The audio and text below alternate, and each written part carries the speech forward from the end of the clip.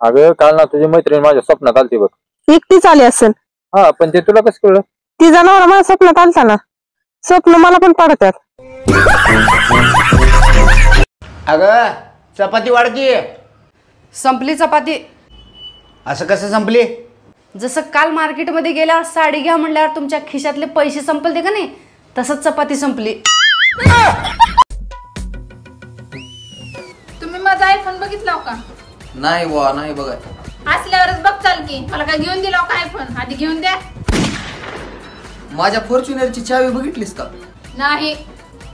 असल्यावरच बघशील की. तुझ्या बापान दिलाय का मला हुंड्यामध्ये फॉर्च्युनर?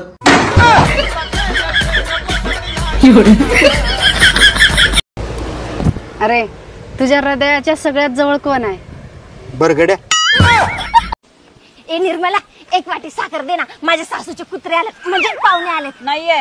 बरं दूध दे. ते पण नाहीये. चहापत्ती तर असेल? नाहीये. मस्त काय तुझ्या घरात नवरा कामाला जात नाही वाटतं. बाई माझा बेवडा नवरा असला ना तिकडे गटरीत पडला असेल तरी संध्याकाळी येताना असं ढीगभर किराणा घेऊन येतो.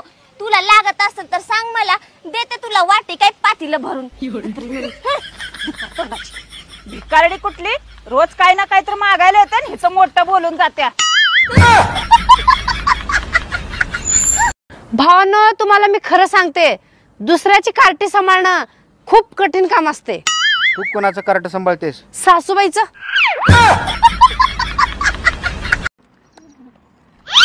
तू धरती पे चाहे जहाँ भी रहेगी, तुझे तेरी खुशबू से पहचान लूंगा.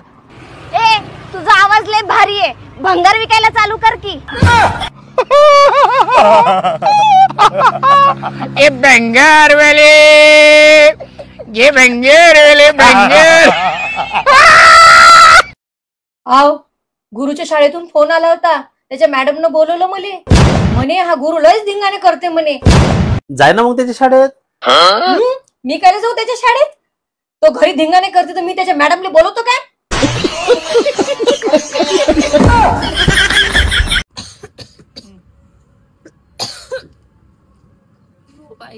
काय झालं का? नरड दुखतंय माझं. दहा पण देऊ का? नरड दाबता का काय? मरणावच टाकलाय की माझ्या बाबा. अगं औषध म्हणतात. दावा दावा म्हणजे औषध. होय की दवा देताय. मी आहे म्हणून टिकली की. नरड दाबून देऊ का? अगं तुला गाडी चालवायला येत नाही तर नेलीस कशाला? काही सुद्धा राहील नाही त्या गाडीत. पार गाडीचा सगळा बुगा होऊन गेलाय. शानपरा बिनकामाचा. भाचे, केलास काय लहान गोष्ट? नशीब समज, तुझ्या बायकोला काय झालं नाही. गाडी काय रे, गाडी सोड, गाडी नवीन घेता येईल. अरे मामा, पण तू किती मेहनतीनं गाडी घेतला होतास, त्याच वाईट वाटलेलं रे मला.